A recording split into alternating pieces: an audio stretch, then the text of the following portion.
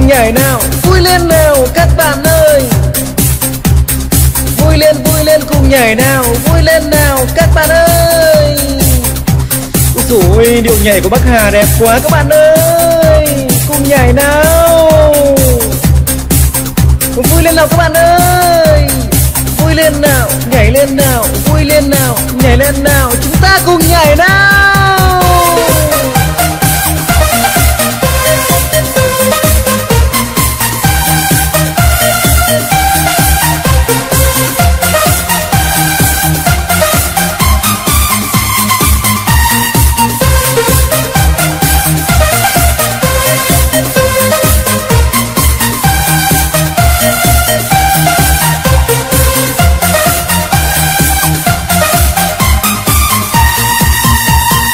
10 bạn hãy đến quê hương tươi đẹp, ta bên nhau cùng vầy hát vang lên đi. Ta cùng nhau hát nào, ta cùng nhau hát lên, cho tình yêu sẽ mãi luôn luôn đẹp tươi. Này bạn ơi, hát vang câu ca cho cuộc đời, hãy mô hát lên nào mãi vui bạn ơi. Mong hạnh phúc bền lâu, mong hạnh phúc ở quanh ta, đều sống chung một nhà và mãi luôn nó ấm.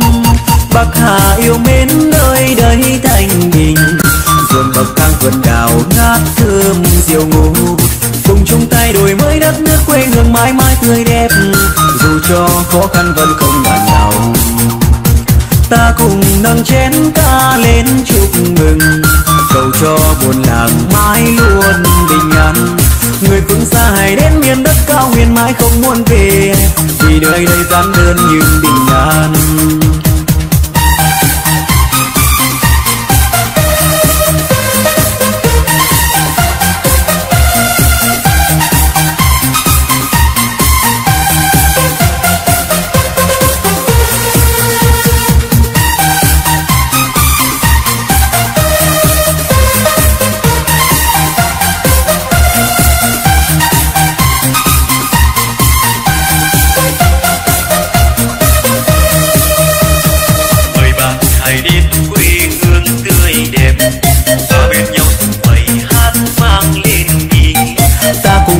Nào ta cùng nhau hát lên, cho tình yêu sẽ mãi luôn luôn đẹp tươi. Này bạn ơi, hát vang câu ca cho cuộc đời, hãy mô hát lên nào mãi vui bạn ơi. Mong hạnh phúc bền lâu, mong hạnh phúc ở quanh ta, đều sống chung một nhà và mãi luôn nó ấm. Bác Hà yêu mến nơi đây thanh bình, ruộng bậc thang vườn đào ngát thơm diều ngủ, cùng chung tay đổi mới đất nước quê hương mãi mãi tươi đẹp. Dù cho khó khăn vẫn không nản lòng, ta cùng nâng chén ca lên chúc mừng, cầu cho buồn làng mãi luôn bình an. Người phương xa hãy đến miền đất cao nguyên mãi không muốn về, vì nơi đây giản đơn nhưng bình an. Bác Hà yêu mến nơi đây thanh bình, ruộng bậc thang vườn đào ngát thơm diều ngủ, cùng chung tay đổi mới đất nước quê hương mãi mãi tươi đẹp. Dù cho khó khăn vẫn không nản lòng, ta cùng nâng chén ca lên chúc mừng, cầu cho buồn làng mãi luôn bình an. Người phương xa hãy đến miền đất cao nguyên mãi không muốn về, vì nơi đây giản đơn nhưng bình an, nơi đây giản đơn nhưng bình an.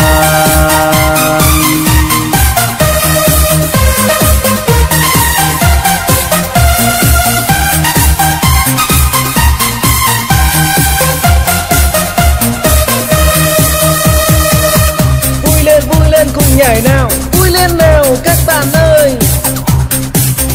Vui lên cùng nhảy nào, vui lên nào các bạn ơi. Ôi dồi ôi, điệu nhảy của bác Hà đẹp quá các bạn ơi. Cùng nhảy nào. Vui lên nào các bạn ơi. Vui lên nào, nhảy lên nào, vui lên nào, nhảy lên nào. Chúng ta cùng nhảy nào.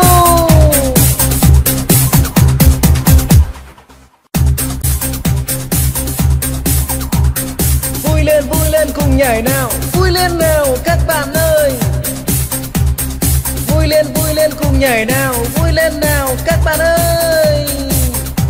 Ôi Ôi điệu nhảy của Bắc Hà đẹp quá các bạn ơi, cùng nhảy nào. Vui lên nào các bạn ơi, vui lên nào, nhảy lên nào, vui lên nào, nhảy lên nào, chúng ta cùng nhảy nào.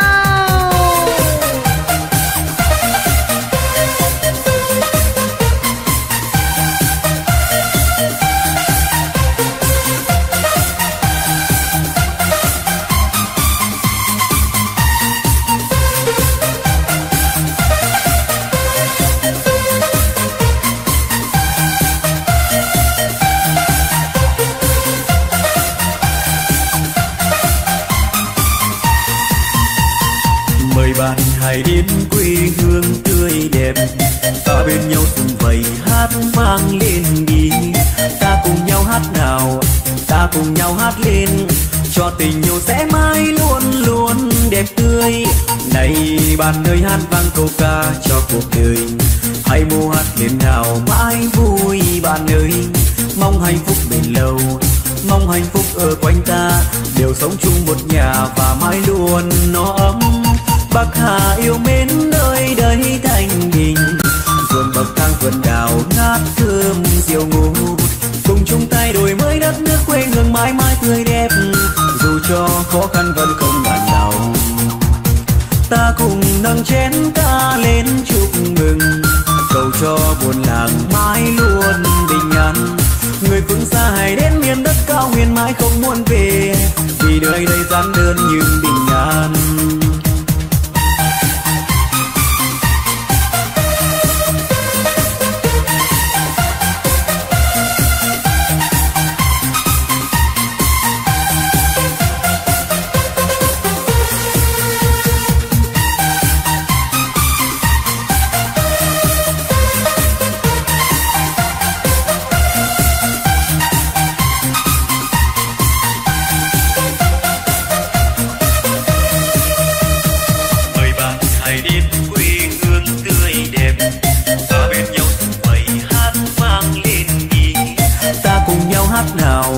Ta cùng nhau hát lên, cho tình yêu sẽ mãi luôn luôn đẹp tươi.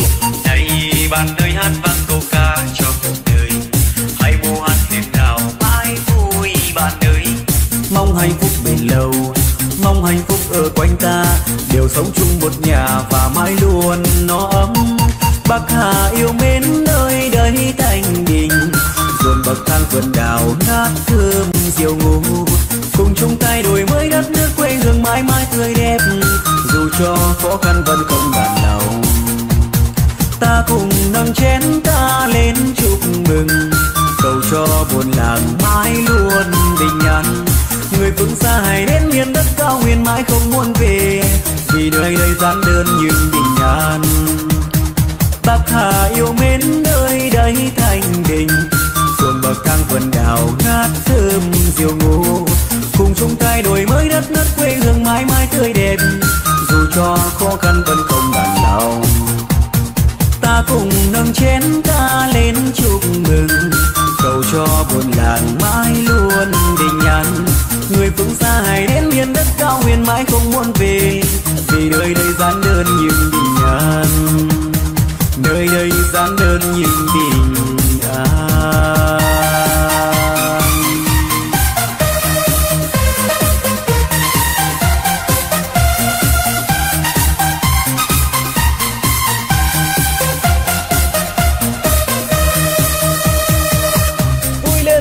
Cùng nhảy nào, vui lên nào các bạn ơi. Vui lên cùng nhảy nào, vui lên nào các bạn ơi. Ôi điệu nhảy của Bắc Hà đẹp quá các bạn ơi, cùng nhảy nào. Vui lên nào các bạn ơi, vui lên nào, nhảy lên nào, vui lên nào, nhảy lên nào, chúng ta cùng nhảy nào.